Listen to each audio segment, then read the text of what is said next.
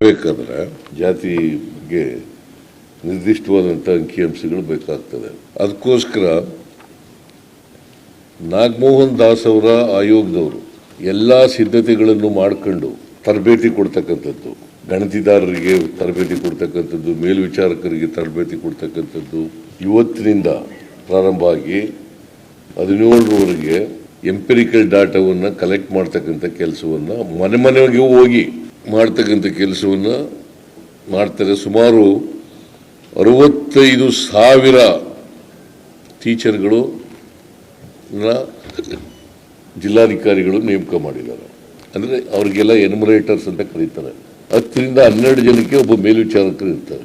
ಇದು ಮನೆ ಮನೆಗೆ ಹೋಗಿ ಭೇಟಿ ಕೊಡೋದ್ರ ಜೊತೆಗೆ ಅವರು ಮೊದಲನೇ ಹಂತದಲ್ಲಿ 5/5/25ರಿಂದ 17/5/25ವರೆಗೆ ಮನೆ ಮನೆ ಸಮೀಕ್ಷೆ ಕೈಗೊಳ್ಳಲಾಗುತ್ತದೆ. ಎರಡನೇ ಹಂತದಲ್ಲಿ 19/5/2025ರಿಂದ 21/5/25ವರೆಗೆ ವಿಶೇಷ ಶಿಬಿರಗಳಲ್ಲಿ ಸಮೀಕ್ಷೆ ಹಮ್ಮಿಕೊಳ್ಳಲಾಗಿದೆ. ಆ ಶಿಬಿರದಲ್ಲಿ ಸಮೀಕ್ಷೆ ಮಾಡ್ತಾರೆ. ಅಲ್ಲೂ ಬಂದು ಹೇಳ್ಬೋದು, ಯಾರು ಒಂದು ವೇಳೆ ಬಿಟ್ಟೋಗಿದ್ರೆ ಅವರು ಬಂದು ಹೇಳ್ಬೋದು.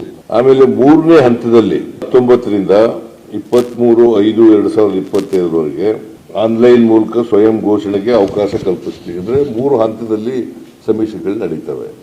ಒಂದು ಮನ್ಮನೆಗೆ ಹೋಗೋದು, ಎರಡನೇದು ಶಿಬಿರ ಮಾಡೋದು, ಆ ಶಿಬಿರದಲ್ಲಿ ಬಂದು ಹೇಳ್ತಕ್ಕಂಥದ್ದು, ಮೂರನೇದು ಆನ್ಲೈನ್ ಮೂಲಕ ಮಾಡ್ತಕ್ಕಂಥದ್ದು.